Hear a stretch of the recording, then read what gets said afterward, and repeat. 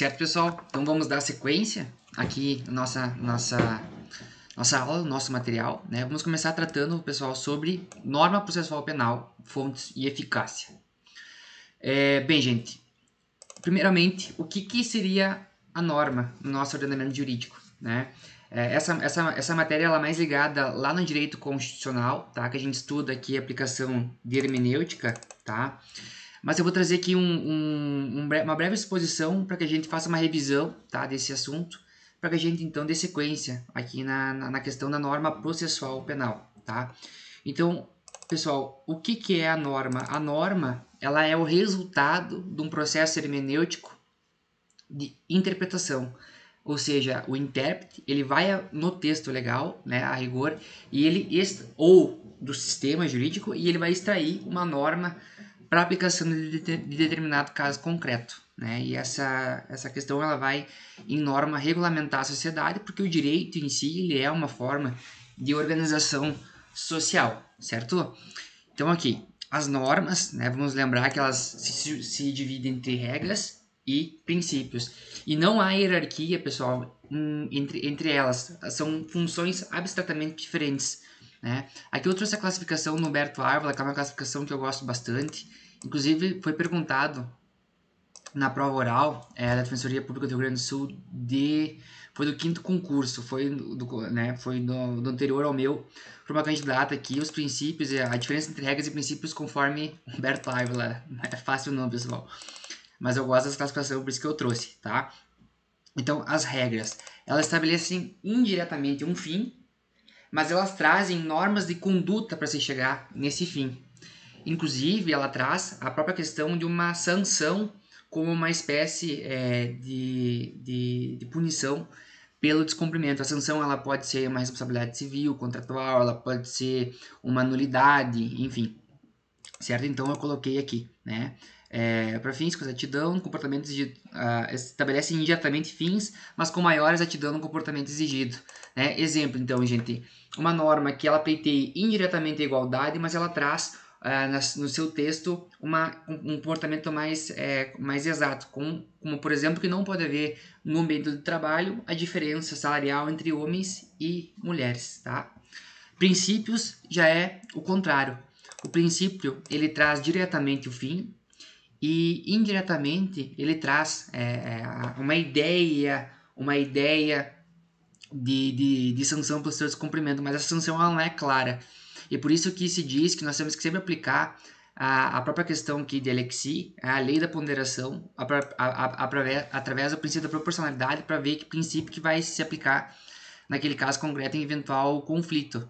Então, posso trazer como exemplo, pessoal, dentro aqui do processo penal, não há uma regra que defina todas as formas em que deve haver igualdade entre as partes dentro do processo, ou seja, paridade de armas. Mas no decorrer de uma audiência, por exemplo, em que o magistrado dê maiores poderes ao Ministério Público do que à defesa, isso pode violar esse princípio da igualdade aqui e a aplicação, portanto, até mesmo de uma nulidade processual por um princípio lá da Constituição Federal, que é a igualdade que se aplica na esfera processual também.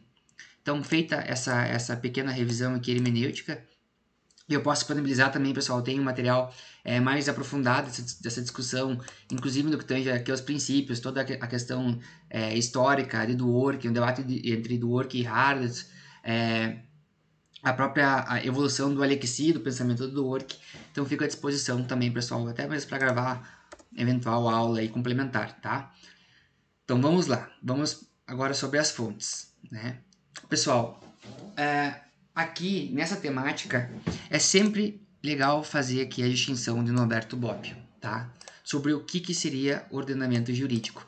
O Norberto Bobbio ele traz duas espécies de ordenamento jurídico.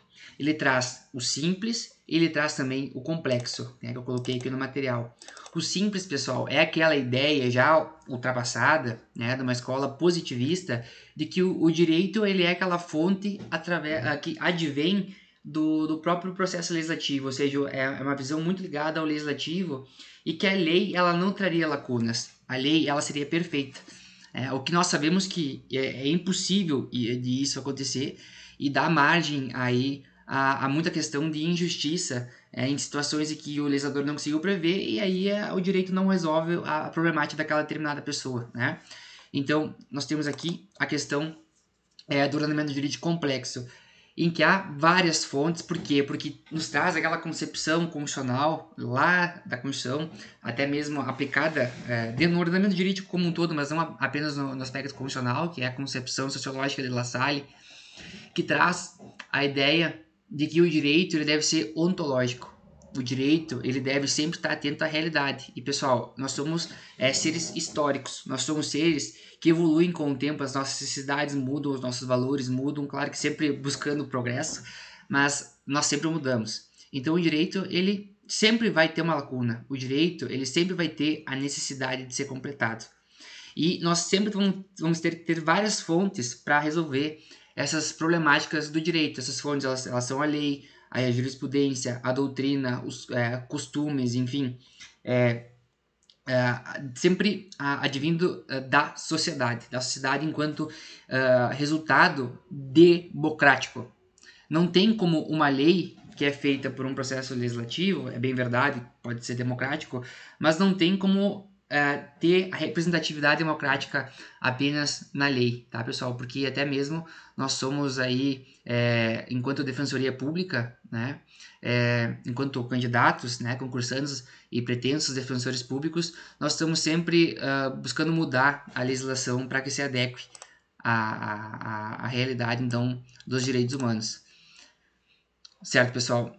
Independentemente da ideia que se traga entre simples e complexo, o ordenamento jurídico ele sempre vai ter três características a princípio: a unidade, a coerência e a completude. A unidade, pessoal, ela advém da ideia hierárquica, aquela velha pirâmide de Kelsen, que traz a questão de validação em uma norma superior. Então, é esse senso, né, de unidade na hierarquia. A coerência, pessoal, é mais aqui embaixo na Constituição, né, em que, por exemplo, entre leis ordinárias e leis complementares, que estão no mesmo patamar, nós não temos como ter antinomias, né? O direito ele deve sempre evitar as antinomias reais, que são aquelas que evidentemente acontecem, ou aquelas que aparentemente, né, são contraditórias às leis, mas os critérios da especialidade, da hierarquia e do aspecto cronológico resolvem, tá? Então, o que Bobbio nos traz nessa perspectiva? Que nós temos que ter instrumentos, tá, para superação dessa incompletude causada principalmente pelo pluralismo e pela diversidade. Porque, ora, se nós temos aqui interesses antagônicos entre sociedades, aqui nós temos uma questão muito que fica legal para demonstrar as bancadas no Congresso Nacional. Nós temos os ruralistas e nós temos aquelas pessoas que defendem uma maior preocupação, e com razão, em relação ao meio ambiente. Então, sempre vão ter legislações para ambos os lados, então nós temos que sempre controlar essas antinomias, tá, pessoal? É uma incompletude, e eu gosto muito dessa expressão aqui, incompletude por exuberância, né? Por ser uma cidade plural e haver muita, principalmente no nosso sistema legislativo brasileiro, em que nós temos muitas e muitas e muitas leis. Nós temos leis, pessoal, para dizer que não se pode entrar no elevador se ele não estiver no mesmo andar.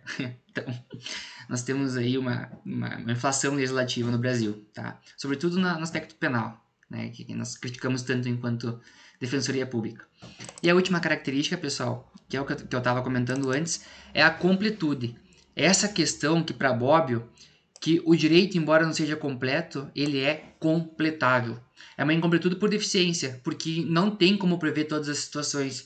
E aqui é até legal de mencionar até as questões em que há uma derrotabilidade da norma, em que as exceções elas estão previstas na regra, mas não tem como o legislador prever todas as exceções possíveis, sobretudo quando uma legislação ela é antiga. Temos aqui, por exemplo, o Código Penal, quando trata do aborto, que traz a questão do aborto sentimental e do aborto por necessidade em razão do risco da vida.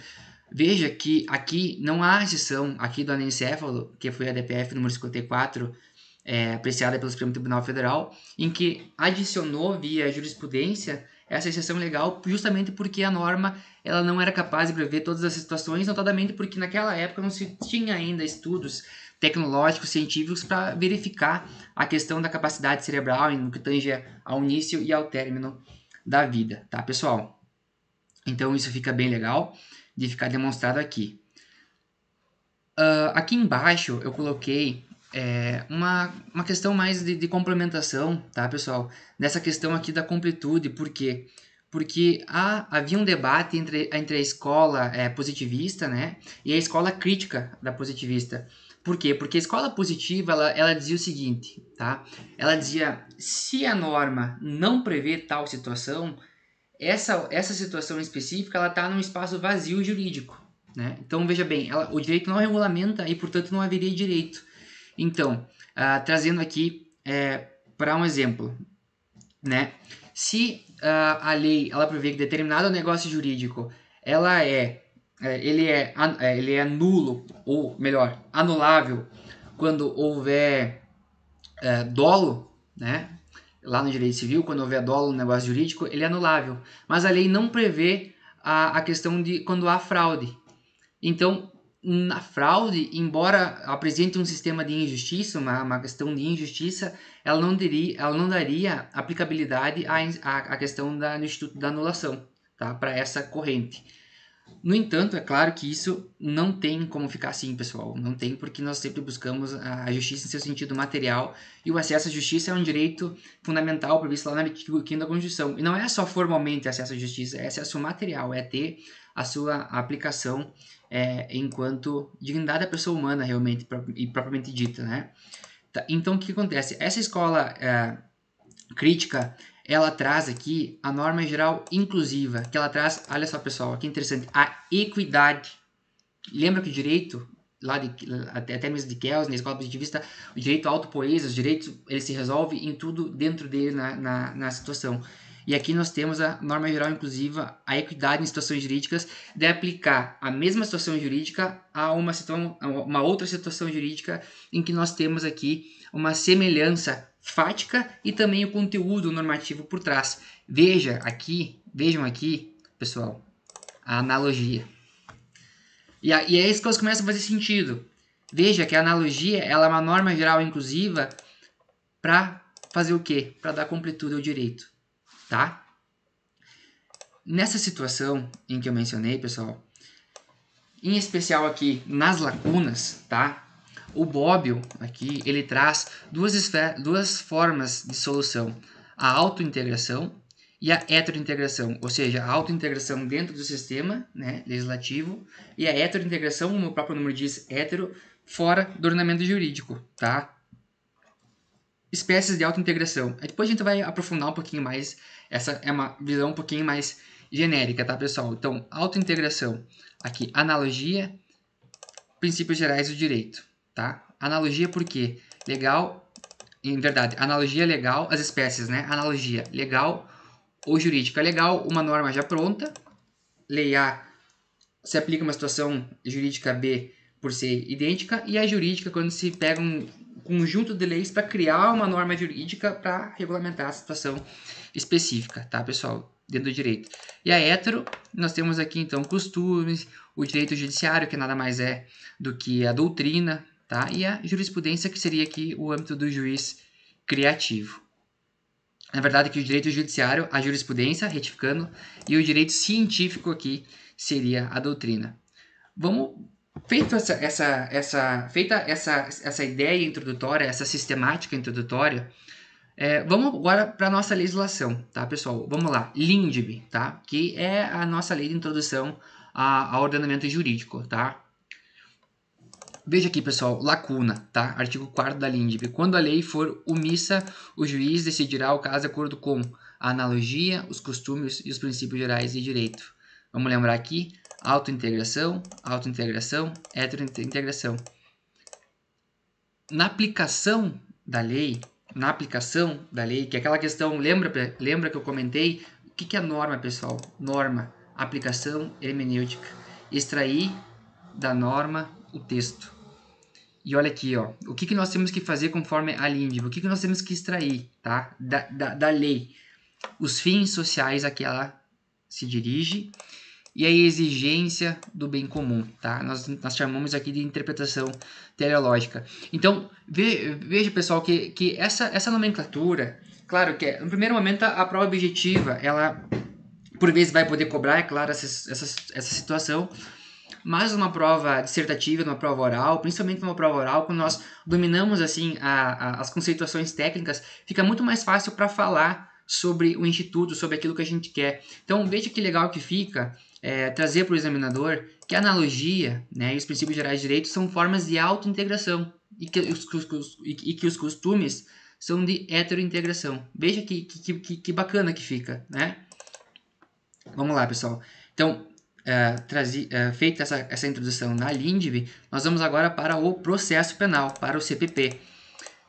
Vejam, gente, que o artigo 3º aqui do Código de Processo Penal, ele traz aqui, ó, que vai ser admitida a interpretação extensiva e aplicação analógica, bem como o suplemento dos princípios gerais do direito.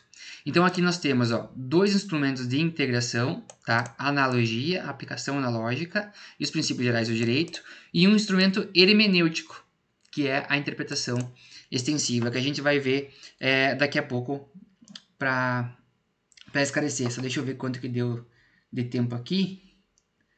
Bom, tá, nós podemos seguir aqui nessa questão ainda, 16 minutos, dá tempo. Vai ficar um pouquinho mais comprida essa aula, tá, gente? Mas vamos estudando, tá? Então tá, agora nós vamos para as fontes do direito processual penal. Pessoal, fonte do direito processual penal, fonte do direito, no seu sentido amplo, nós temos as fontes materiais e as fontes formais. Tá? A dica que eu dou para a gente começar a estudar esse assunto, para a gente entender esse assunto, as fontes materiais. Vamos perguntar o seguinte, gente: de onde brotam? De onde que vem? Quem que faz? Tá? Simples assim, para a gente ter essa primeira noção. Já a fonte formal é como que ela se manifesta no ordenamento jurídico. Qual é a forma que ela se manifesta no ordenamento jurídico. Tá? A gente vai esmiuçar agora esse assunto. Bem, quanto às fontes materiais, então, nós temos algumas questões para ver aqui. Primeiramente, pessoal, de onde brotam? Da União, em regra, tá? Dos tribunais mediante lei de organização judiciária e podem advir também do Supremo Tribunal Federal, quando editam súmulas vinculantes, tá? E a fonte material, isso não é pacífico na doutrina, que poderiam ser precedentes vinculantes, mas em verdade também criam situações, tá, pessoal, que acaba sendo vinculante para os órgãos do Poder Judiciário, tá? Claro que não vinculante para o devido processo legislativo. Então vamos lá. Em relação à União, pessoal, a Constituição Federal, ali nos artigos 20 e poucos, esqueci de colocar aqui coloquei aqui, no artigo 22, a União detém a competência privativa para legislar sobre norma processual penal. Ah, Marcos, mas então o Estado não pode legislar nunca sobre processo penal. Calma, calma, gente. Isso é uma pergunta boa de prova oral. O Estado pode, em alguma situação, legislar sobre o processo penal?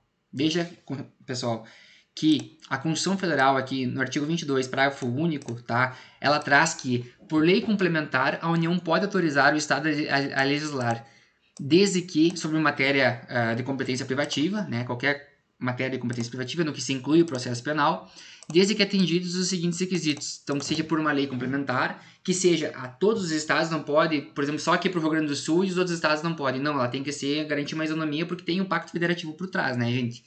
Então, mais uma delegação de um ponto específico. Bom, pode legislar sobre o processo penal, mas tem que legislar sobre determinado assunto, tá? Não pode ser amplo porque haveria aí uma afronta à própria questão estrutural da Constituição Federal quanto aí às competências, tá, gente? Lembrando, uma revisão lá do direito funcional, sempre legal fazer esse link para que a gente vá estudando e revisando outros pontos também, que em caso de haver essa norma estadual e sobrevir uma legislação superveniente da União sobre o assunto, vai suspender a eficácia dessa lei estadual. Ah, Marcos, mas por que não revoga? Né? Por quê? Porque os entes federativos eles são uma questão de igualdade. Então não tem como a União revogar uma norma do Estado, apenas suspender a eficácia. Tá?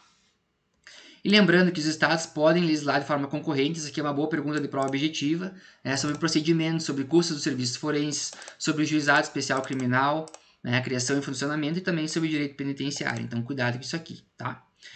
Outra fonte que advém da União são os tratados internacionais, tá, que podem legislar aí sobre processo penal.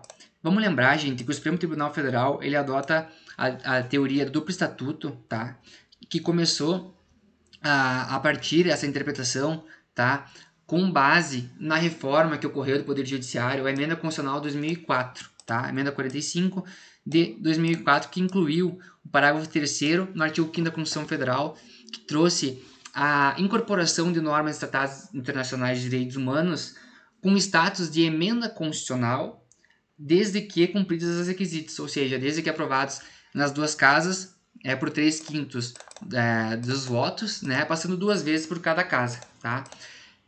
E a partir de 2008 é aquele entendimento que eu falei no bloco anterior, que as normas, então, que não passem por esse procedimento do artigo 5º, parágrafo 3º da Constituição Federal, ele vai ter status supralegal. Lembrando, botei observação aqui, ó, não adotamos a teoria da quarta instância, tá? Ou seja, não há uma hierarquia entre a Constituição Federal e a Convenção Americana de Direitos Humanos, por exemplo, no âmbito do sistema interamericano. Há uma complementação conforme a opinião consultiva da própria Corte Interamericana de Direitos Humanos, tá? Então, a questão que eu falei aqui, né, e é legal trazer que as normas que não tratem sobre direitos humanos, elas vão ser estabelecidas como lei ordinária, tá? Beleza. E uma dica também aqui, aproveitando, fazendo um ensejo lá com direitos humanos, que é um posicionamento aqui da professora Flávia Piovesan e do André de Carvalho Ramos, tá? Que eles defendem que essa questão aqui, no parágrafo 3º, ela apenas deu aspecto formal, aspecto constitucional formal às normas de direitos humanos, tá? Para esses autores aqui, a aplicação do artigo 5º da Constituição Federal, parágrafo 2º, ele autoriza que se interprete qualquer norma de direitos humanos com status materialmente, tá? Um status materialmente constitucional. O que é minoritário, tá? Na doutrina, é bem verdade, mas é um posicionamento bem forte para a Defensoria Pública, tá, pessoal? Como mencionei antes, então, os tribunais, através da lei de organização judiciária, porque é possível que tragam efeitos na competência, na distribuição, então é possível, a própria Constituição Federal, no artigo 125, parágrafo 1º, permite, tá? E o Supremo Tribunal Federal, como eu mencionei anteriormente. Então, essas são as principais fontes materiais, tá? As fontes formais, pessoal, como eu mencionei antes, é a forma de manifestação, tá? Existem aquelas diretas e existem as indiretas. Lei direta, pessoal, devido ao processo legislativo, tá? Na Constituição Federal. Lei ordinária, lei complementar, emenda à Constituição Federal, tá? Tratados internacionais de direitos humanos, enfim, tá? Súmula vinculante. Problemática aqui, pessoal. Medida provisória sobre processo penal. Pode ou não pode? Podia. Podia, tá? Antes da emenda constitucional 32 de 2001, podia o presidente da República, mediante medida provisória, legislar sobre o processo penal, tá? Mas a partir, então, dessa emenda aqui, princípio da legalidade estrita, tá? Salvo a doutrina atrás, se for alguma coisa favorável ao réu, porque processo penal é garantia, tá? Processo penal é garantia, então não pode, tá, violar o devido processo legislativo aqui para prejudicar o réu, não tem como. Vamos lá, pessoal. Dando sequência aqui. Tem uma questão só de uma complementação mesmo, pessoal.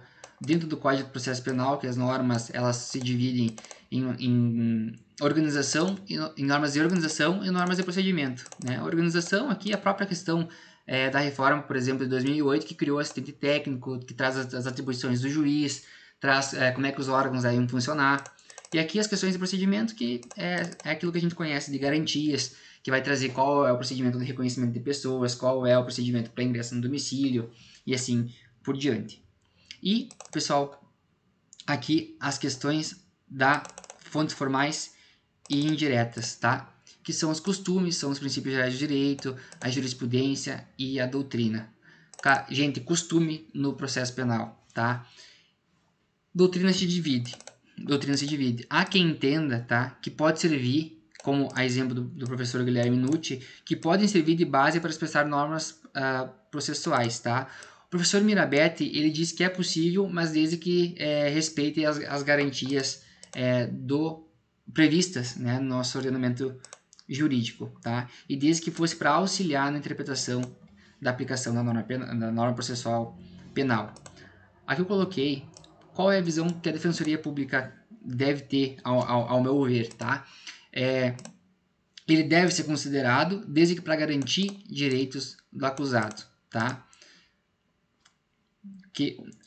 Eu coloquei que não se pode ter sempre, pessoal, a gente tem sempre que fugir daquele discurso de que o direito penal e toda a sistemática que envolve, né, isso traz junto o processo penal, que é um instrumento para resolver os problemas da sociedade. É aquele negócio, aquela utopia, aquele discurso genérico de questão punitivista, de que a norma ela vem para dar efeitos de prevenção, e isso, pessoal, a gente sabe que não deu certo. Nosso sistema carcerário está super lotado, e o processo penal acaba que a gente vê que pelo menos aí quase metade da população carcerária é prisão preventiva, tá? Mas isso é uma matéria mais pertinente aí à criminologia, tá? Bom, eu vou interromper aqui a gravação e a gente já continua em relação aqui à exploração da analogia. Vamos lá, obrigado por enquanto. Bom, pessoal, retomando a aula, então, nós estávamos vendo aqui a fonte formal e indireta, em especial os costumes. Eu estava pensando um jeito de complementar essa parte e trazer uma visualização mais prática para que a gente possa ter a memorização com maior facilidade. Eu, quando continuo estudando, né, para a questão da alimentação do banco de informações e também para a vida, eu gosto sempre de ter essa visualização prática que me ajuda demais nos estudos. O exemplo que eu vou trazer de costumes, ele é mais ligado ao direito penal, tá? Vamos lá. É a questão, pessoal, do direito indigenista, tá? Vejam que o direito penal aqui, em relação ao indígena, ele tem um estatuto indígena que ele é anterior à Constituição e ele é muito, mas muito criticado a partir de uma perspectiva humana, em especial, então, portanto, da Defensoria Pública, porque ele é uma questão de hierarquia entre culturas. Ele traz a perspectiva do indígena numa visão de maior ou menor integração ao que é o homem considerado médio, ao que é aquela visão europeia, homem branco, cristão, enfim, é toda aquela questão, né, de etiquetamento, tá? E o Estatuto Indígena, a partir dessa ideia de costume como fonte de direito, o próprio legislador colocou a possibilidade de se afastar a regra do direito penal em determinadas situações, para que se possibilitasse a aplicação de sanções pelos próprios grupos tribais. Grupos tribais aqui, a expressão utilizada na própria legislação. Tá? E por que isso, a rigor, é possível? Porque, como a gente mencionou em outro momento, Norberto Bobbio nos traz a aplicação do pluralismo jurídico. A nossa Constituição Federal, ela abandona aquela ideia do direito positivo, a perspectiva do direito dinâmico que é fechado por si só, né? Quando nós pegamos o preâmbulo da Constituição Federal, nós pegamos a própria Constituição Federal, nós temos ali positivado a pluralidade e a diversidade como valor fundamental, né? Então, que engloba a dignidade da pessoa humana como base e que alimenta todas as espécies que tenham de culturas, de religião, uma perspectiva de igualdade e do livre desenvolvimento da sua personalidade, tá, gente? Vejam nessa complementação que o Estatuto aqui indígena, no artigo 56, ele positivou, a partir dessa ideia de costumes diferentes, a previsão de atenuante, considerando o grau de integração do índio, isso aqui é totalmente discriminatório, né? E a adoção, se possível, de um regime especial de semi-liberdade e ser cumprido em órgão federal de assistência dos índios. Essa perspectiva, só uma complementação aqui do viés dos direitos humanos, que nos interessa muito no estudo, enriquece, é que a partir dessa noção da consolidação das leis penais de 1932, e isso ainda está enraizado na nossa cultura, trazia o indígena, tá? Aqui só um adendo, gente, a gente não utiliza índio, tá? A gente utiliza indigenista, que é um termo menos discriminatório, tá? Considerava-se que eram equiparados a, entre aspas, menores. É outra expressão que a gente deve afastar totalmente da nossa aplicabilidade, porque é totalmente discriminatória também no âmbito então, das crianças e dos adolescentes. Mas para fins de imputabilidade, se tinha essa equiparação que o indígena ele era entre aspas, menor, tá? E aqui que está a questão dos costumes, tá? Mas hoje, Marcos, como é que a gente pode utilizar essa ideia dos costumes como fonte na sistemática da persecução penal, do direito penal interligado com o processo penal? Bem,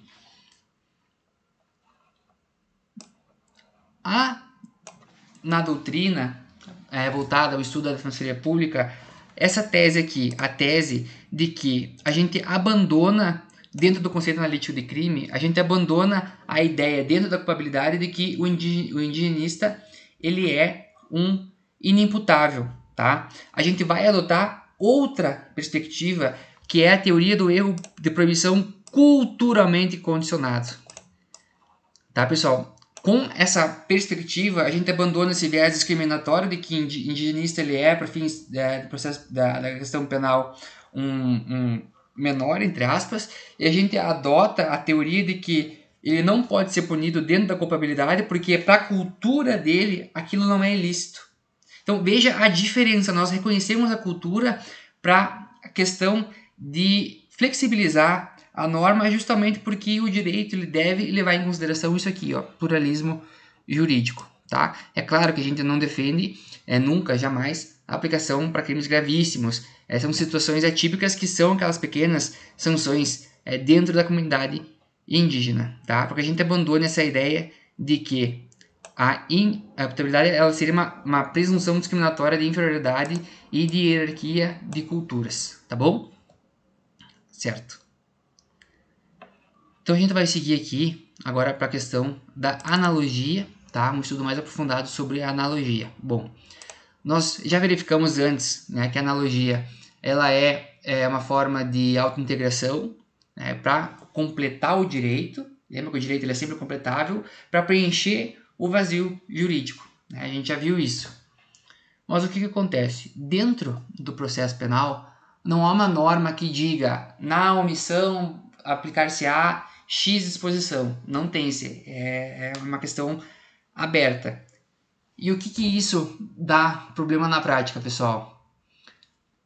Os magistrados e até mesmo os tribunais superiores, em algumas oportunidades, eles acabam aplicando analogicamente situações, institutos do processo civil ao processo penal. Tá? E isso é defendido, tá? Essa possibilidade ela é defendida por alguns expoentes aqui dentro do direito processual penal. Eu coloquei aqui alguns autores que defendem essa possibilidade, tá? Qual que é a grande crítica, gente? Principalmente aqui do professor Auri Lopes Júnior, tá? É a questão de que o processo civil é outra realidade. O processo civil ele tutela em regra interesses privados, né? Interesses privados. E processo penal é garantia. Processo penal vai ser uma forma de contenção do poder punitivo do Estado, ou seja, uma contenção do próprio direito penal. Então, não tem como dizer que aqui há interesses antagônicos entre Estado e entre investigado ou réu, porque o interesse maior do Estado é a efetivação dos direitos fundamentais, é a efetivação de todas as garantias que estão ali previstas no nosso artigo 5º da Constituição Federal e que também estão previstas nas normas convencionais. Tá? Esse é o interesse do Estado, é jogar as regras do jogo, como diz o professor Auri. Então, não seria possível adotar isso aqui, ó, pessoal, que é utilizado muito em decisões judiciais, poder geral de cautela do magistrado para verificar qual que é a melhor cautelar aplicada para o caso concreto, e não obstante o Ministério Público não tenha pedido uma situação mais gravosa, tá? A gente vai verificar isso em uma outra aula ou com algum outro colega que venha gravar essa temática, em precedentes que o Superior Tribunal de Justiça vem utilizando essa expressão do poder geral de cautela do magistrado, dentro ali da questão das cautelares, tá? Diversas da prisão. Bem, analogia in malam parte, tá? Assunto polêmico dentro do direito penal também. Vamos verificar por quê. No primeiro momento, eu gostaria de trazer a visão aqui do professor Gustavo Badaró, que é uma provisão que me agrada bastante, que ele é contrário à utilização tanto da interpretação extensiva, e aqui lembrando interpretação hermenêutica, como também, no que nos interessa aqui, a analogia para quando for restringir direitos fundamentais, né? Porque se o processo penal é garantia, essa limitação que está inclusive fora do direito, ela não vai ser possível, gente. É sempre para alavancar o Instituto das Garantias Constitucionais e ligadas aos direitos humanos, tá? Só que o que ocorre, gente? O que é problemática? Que o entendimento majoritário da doutrina, tá? E precedentes dos tribunais superiores, dos tribunais em geral, é que a analogia in malam parte ela é aplicável no processo penal, tá? Em algumas situações. Eu trouxe aqui 2 exemplos para que a gente visualize como é que funciona a analogia in malam parte no processo penal, como é que isso pode ficar visível, tá? Vamos lá. O artigo 290 do Código de Processo Penal, ele menciona, dentro ali das hipóteses de flagrante, tá, que se, olha só, presta atenção, se o réu, sendo perseguido passar ao território de outro município ou comarca, o executor poderá efetuar-lhe a prisão no lugar onde alcançar, apresentando imediatamente a autoridade local. Tá? O que ocorre aqui, pessoal? Quando a pessoa está sendo perseguida, ela não é ré, gente, ainda não tem processo penal. Então, houve uma tecnia aqui do legislador. Tá? Então, o que se faz? Não há uma norma dentro do processo penal que diga quando o cidadão, quando o sujeito de direitos, quando, em um sentido mais genérico, não tem essa previsão legal. Então, a gente tem que utilizar aqui de uma analogia in malam partem para quê? Para aplicar essa norma aqui à situação daquele que não é réu, que ainda não tem processo, e que está sendo perseguido aqui nessa espécie de flagrante em específico. Tá? Outra situação, gente, que é aplicada, defendida a sua regularidade pelo próprio Superior Tribunal de Justiça, que é a questão da resposta à acusação dentro, tá, na verdade, a resposta da resposta dentro do tribunal do júri. Vejamos, gente, a diferença aqui procedimental. No rito ordinário, tá, em regra, no sumário, enfim, como é que acontece o rito procedimental? É oferecida a denúncia, o magistrado vai verificar se há o caso ou não de recebimento da denúncia,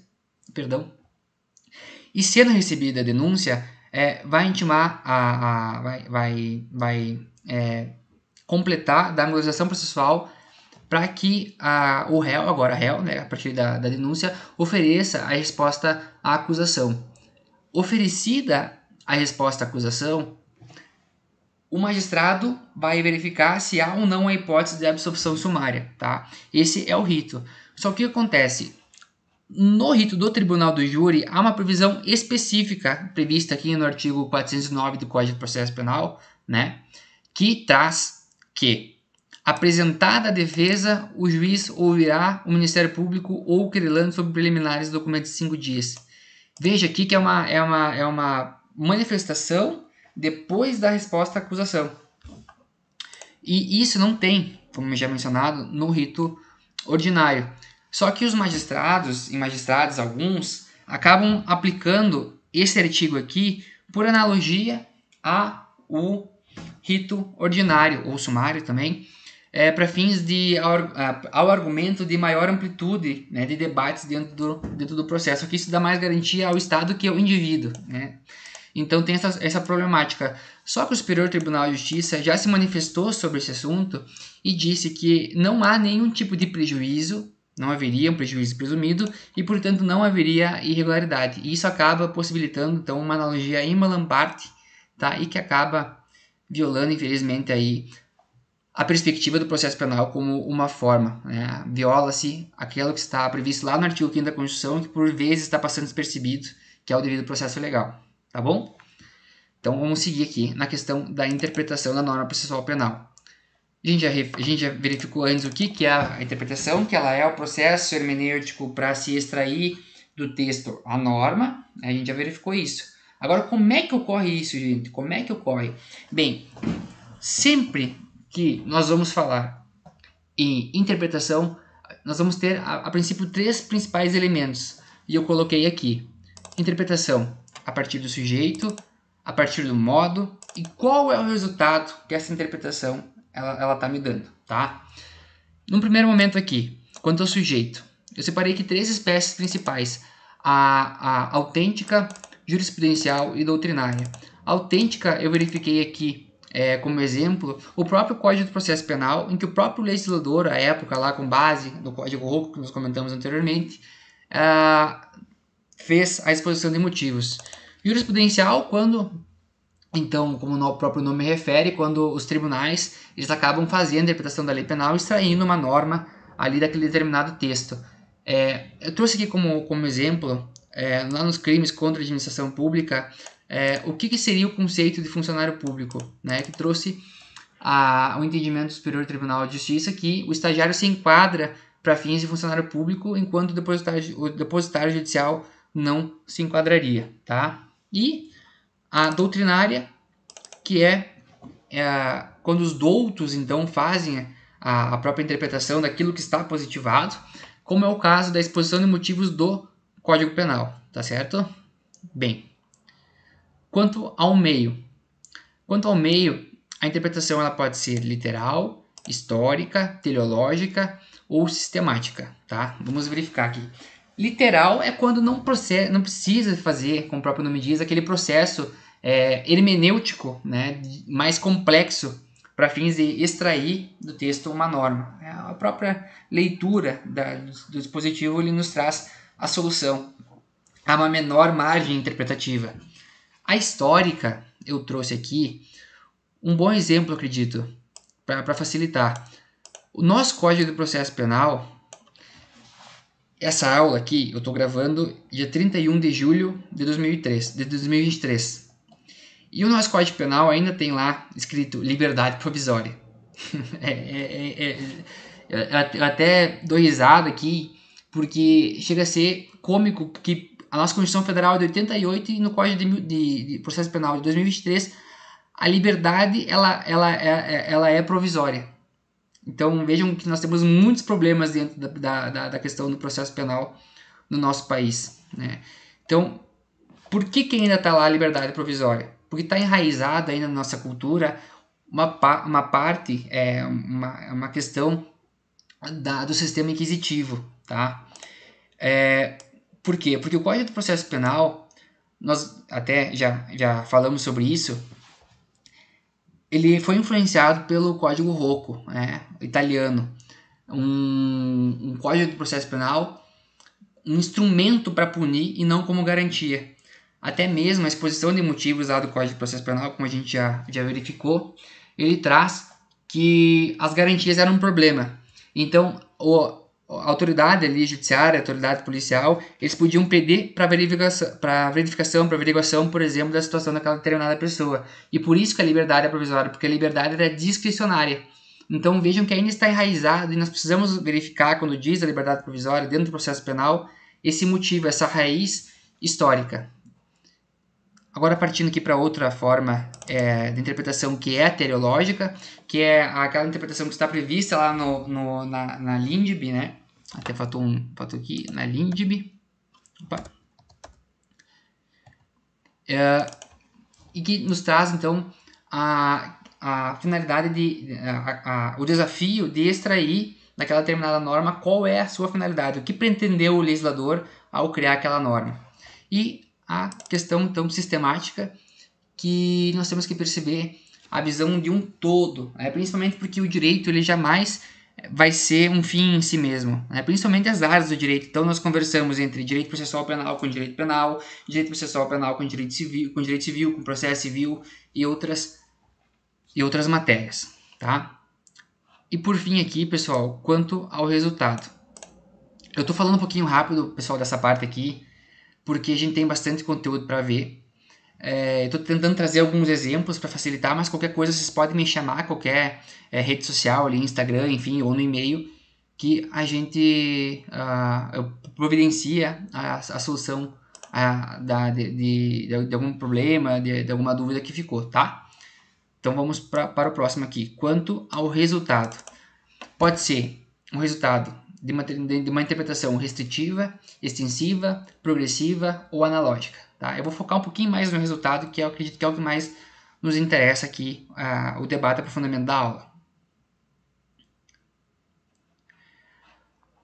Mencionei anteriormente, coloquei aqui de novo para ressaltar que o Código de Processo Penal ele traz uma cláusula de abertura, tá? Permitindo a interpretação extensiva, tá? E aplicação analógica do direito. Tá? Então, o que nós vamos aprofundar aqui na questão extensiva? Gente, nós temos que pensar o seguinte, o direito,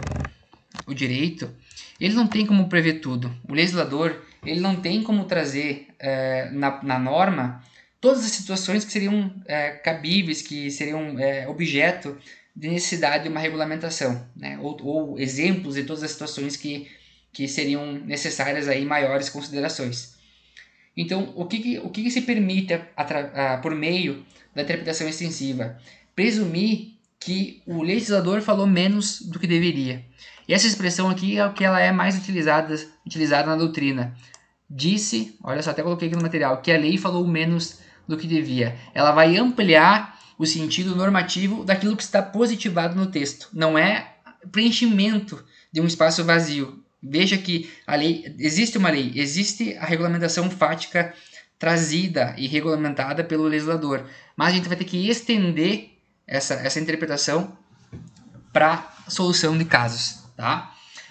Exemplos aqui, pessoal, que eu trouxe para a gente sedimentar essa questão. Exemplo 1. Previsto no artigo 5º da Constituição Federal, que é o direito ao silêncio. Quanto a essa garantia, o Constituinte originário ele mencionou que o direito ao silêncio ele é previsto ao preso. Mas vejam, gente, que a gente precisa aqui pegar essa literalidade, preso, e estender o sentido para qualquer pessoa, porque afinal de contas, qualquer cidadão tem o direito ao silêncio, enquanto uma dimensão negativa da própria questão do direito fundamental, que é a liberdade de expressão, né? E também da própria questão do direito e princípio da não autoincriminação prevista lá na Convenção Americana de Direitos Humanos, tá? Exemplo 2 aqui que eu trouxe. Quando o Código de Processo Penal ele traz a suspeição do juiz, veja que pela interpretação extensiva é possível que nós aqui apliquemos as mesmas situações ao jurado do conselho de sentença no rito do tribunal do júri. O exemplo 3 aqui que eu trouxe, pessoal, a inviolabilidade do domicílio também garantido individual prevista lá no artigo da Constituição. E domicílio aqui nós temos que ter uma interpretação extensiva no sentido de que não é apenas a casa, o apartamento, que é aquela ideia tradicional que nós temos do que seria domicílio, mas qualquer compartimento que seja destinado à habitação, à finalidade da habitação. E aqui também nós temos a interpretação teleológica, veja, a finalidade do constituinte. Como, por exemplo, um quarto de hotel, né? Não é a casa, o domicílio daquela determinada pessoa. Alguém que vai viajar a trabalho e acaba pegando um hotel em outra cidade, aquele hotel ele vai ter a garantia da inviolabilidade do domicílio. Um trailer também é a mesma coisa, tá? Exemplo 4, a questão da liberdade provisória, que nós já criticamos antes, mas que o CVP fala do réu. Veja que a liberdade provisória é de qualquer pessoa, gente. É regra, não é só apenas do réu, tá? Vamos para a próxima situação, então. Interpretação analógica. Bem, nós já mencionamos a analogia, mas surge a dúvida, né? Principalmente para quem está iniciando os estudos. Mas qual que é a diferença de analogia com interpretação analógica? E isso foi uma pergunta de prova oral aqui do 6º concurso para ingresso na carreira de defensor público aqui do Rio Grande do Sul, de um colega que acabou tendo aí essa pergunta feita pelo examinador. Então, vamos lá. Retomando, analogia. Ela vai preencher o direito da completude para preencher aquilo que está no espaço vazio. Lembra que a gente verificou anteriormente? Ela é uma norma geral inclusiva, tá? Mas a interpretação analógica é outra coisa. Não se confunde como meio de autointegração. Ela é um processo hermenêutico interpretativo, tá? O que é interpretação analógica? Existe a lei ela vai trazer aquela determinada situação que ela quer regulamentar, ela vai trazer dentro disso alguns exemplos do que ela está falando, e como o legislador não pode prever tudo, porque senão os artigos seriam gigantes, né? Ela vai trazer uma cláusula de abertura, ela vai trazer, entre aspas aqui, para a gente memorizar bem, um cheque em branco para o intérprete, para ele aplicar em situações que sejam parecidas com aquilo que o legislador está falando. Vamos ver na prática, gente, como é que fica isso, que vai ficar bem fácil de visualizar. Olha só. No rito do tribunal do júri, tá, no Código de Processo Penal, nós temos aqui a situação, aquela regrinha, que nós temos que juntar 3 dias de antecedência os documentos, tá, para fins ali do plenário, para que não se surpreenda a parte, para que se tenha então ali um contraditório efetivo pela outra parte, tá? O que acontece? O parágrafo único, o legislador, ele traz algumas situações, alguns exemplos de documentos. Então ele vai trazer aqui jornais, outro meio escrito, olha só, ou qualquer outro meio escrito, tá? Também é uma situação, olha só, ele diz aqui, leitura de jornais ou qualquer outro meio escrito, aqui já tem aplicação analógica, olha só. Bem como a exibição de vídeos, gravações, fotografias, laudos, quadros, croquis ou qualquer outro meio assemelhado.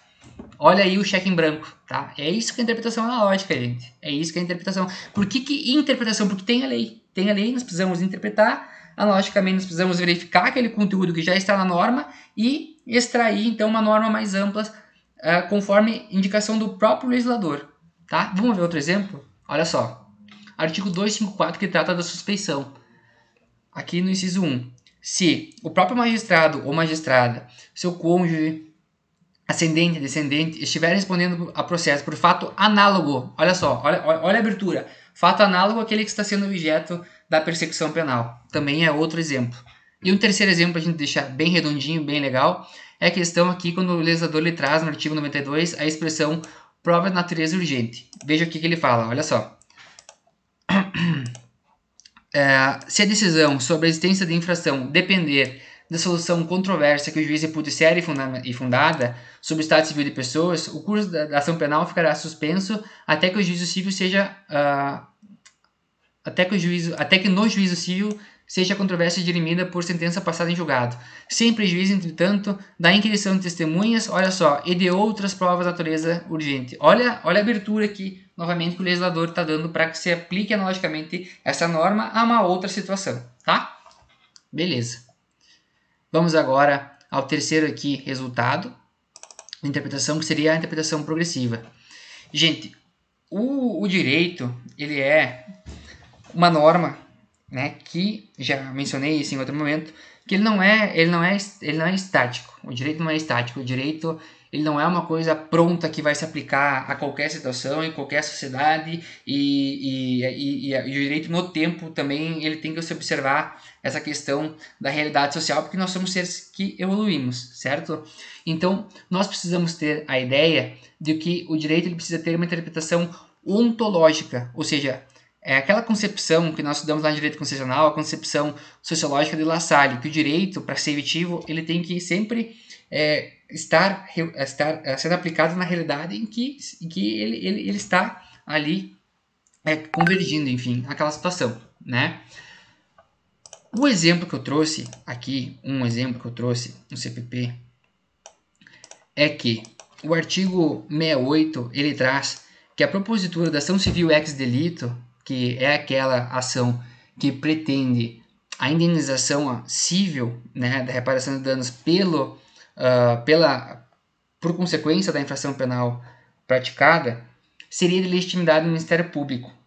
Só que o que ocorre, gente? Essa previsão aqui, ela é antiga. A Defensoria Pública, ela é uma instituição nova comparada com o Ministério Público. Nossos principais princípios que foram positivados foram na emenda constitucional de 2014, que nós ganhamos a autonomia. Se eu não me engano, a autonomia teve a estadual, a da Distrito Federal e a da União foram em períodos diversos. A primeira foi estadual, e se eu não me engano, em 2004, 2003, por ali. Depois posso acrescentar no material, tá, gente? Eu não vou falar com certeza, porque também minha memória não lembra de tudo. Mas nós somos uma instituição, nós aqui eu me refiro a pretensos estudantes da Defensoria Pública apaixonados por essa instituição, nós somos novos, né? Então, as nossas funções institucionais, elas vêm ganhando força com a Constituição de 88, que adotou o modelo público, e com as alterações tão importantes depois que consolidaram essa questão, então, de ser uma instituição essencial e permanente, tá? O Código de Processo Penal, portanto, ele prevê legitimidade do Ministério Público, só que a representação acaba por ser agora da Defensoria Pública. Então, o que acontece? Essa norma do CPP, ela não foi recepcionada pela Constituição Federal, tá? Só que, como nós somos uma Defensoria Pública, é uma instituição nova, ela ainda não está presente em todos os lugares, todas as comarcas do nosso território brasileiro. Então, o que o Superior Tribunal de Justiça e o Supremo Tribunal Federal fizeram para conseguir reverter essa situação, esse problema? Ele manteve a legitimidade do Ministério Público para propor ação civil ex delito nos lugares em que não há defensoria pública, tá? Inclusive, o Supremo Tribunal Federal, ele adotou aqui uma expressão muito interessante, quando apreciou a questão: norma ainda constitucional ou inconstitucionalidade progressiva.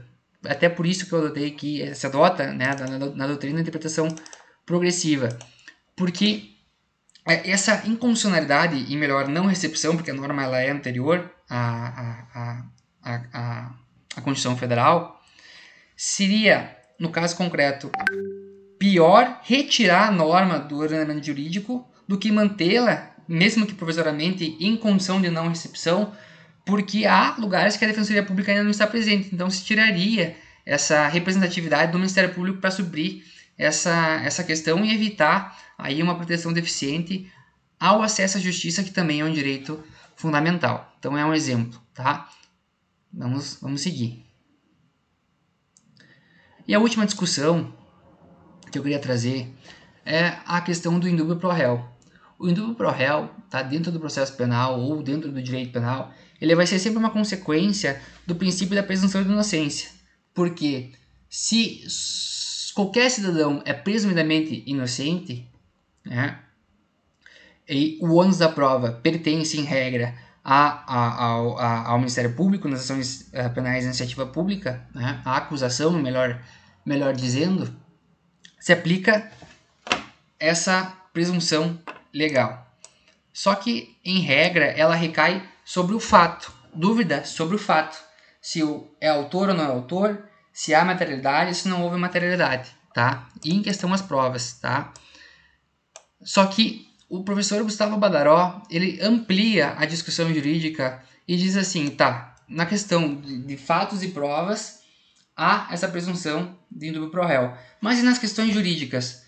Se o magistrado, quando ele pega um caso e ele vê ali a situação que não tem dúvida nenhuma sobre a questão fática, mas há na aplicação duas questões de direito, duas questões jurídicas possíveis naquele determinado caso concreto, qual usar? É aí que o professor Gustavo Badaró diz e defende que o indúbio pro réu também se aplica nas questões de direito, mas ocorre que há doutrina em sentido contrário, e aqui me parece até mesmo que prevalece. Por quê? Porque seria um processo hermenêutico que caberia ao magistrado, dentro da sua discricionariedade, diz que, claro, devidamente fundamentada, resolver a extração e aplicação da norma naquele determinado caso concreto. Tá? Então, essa foi a aula que eu preparei para hoje. Procurei, pessoal, sistematizar, até vou diminuir aqui, que vou fazer uma questão daqui para baixo até das fontes materiais, que foi onde a gente abordou mais agora, das fontes do direito penal, né? Tentei esquematizar uma forma fácil para que a gente consiga visualizar quais são os institutos que a gente está analisando e que a gente consiga criar um esqueleto e as principais questões de uma forma objetiva, tá? Não dá para abordar tudo, gente, porque é pouco tempo, mas assim, eu fico à disposição, tá? Esse material aqui dá bastante trabalho de fazer, eu tenho um banco de informações, mas para mim ele era mais resumido, então eu estou tentando trazer exemplos, estou tentando trazer até mesmo a lei dentro do arquivo, para que a gente consiga analisar e estudar